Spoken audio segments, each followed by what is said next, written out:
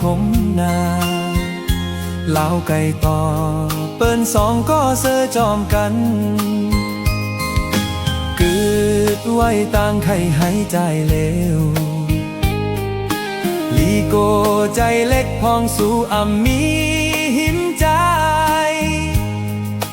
ข้าวยามเมื่อนอนก็เมื่อน้องมีหิมจำพื้นตัวตื่นขึ้นมาว่าลา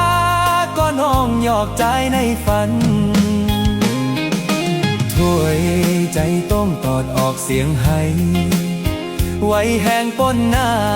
มอนโหย้ำน้ำกลางคืนให้ก็ไพ่ในหูจอมใจเสิ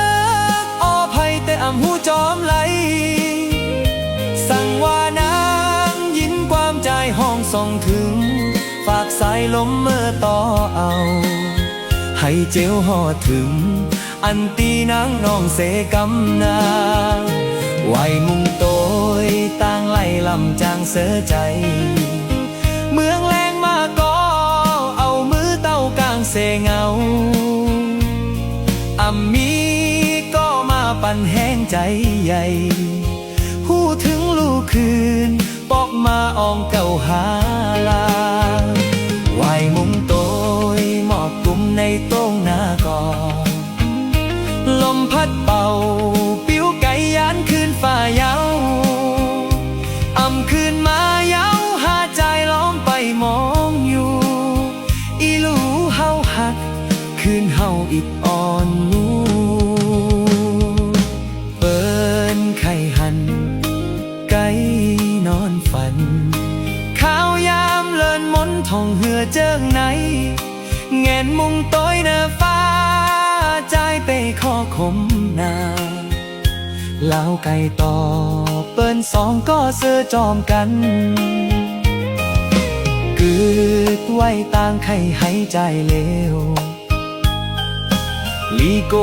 ใจเล็กพองสู่อัมมีหิมใจข้าวยามเมื่อนอนก็เมื่อน้องมีหิมจำพื้นตัวตื่นขึ้นมาว่าลาก็น้องหยอกใจในฝันถ้วยใจต้องตอดออกเสียงให้ไว้แห้งป้นหน้ามอนโหย้ำน้ำกลางคืนให้ก็ไพ่แต่หูจอมใจเสิร์กอไพ่แต่อ่ำหูจอมไหลสั่งว่านางยินความใจห้องส่งถึงฝากสายลมเมื่อต่อเอาให้เจ้าหอดถึงอันตีนางน้องเสกำนาไหวมุงโตยต่างไล่ลำจางเสือใจเมืองแรงมาก็เอามือเต้ากลางเสเงาอัมมี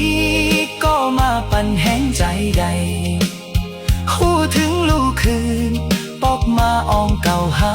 ลาไหวมุงโตยหมอกกุมในต้องหน้าก่อลมพัดเป่าปิ้วไก่ยานคืนฝ่าเยาอ่ำคืนมาเยาหาใจล้อมไปมองอยู่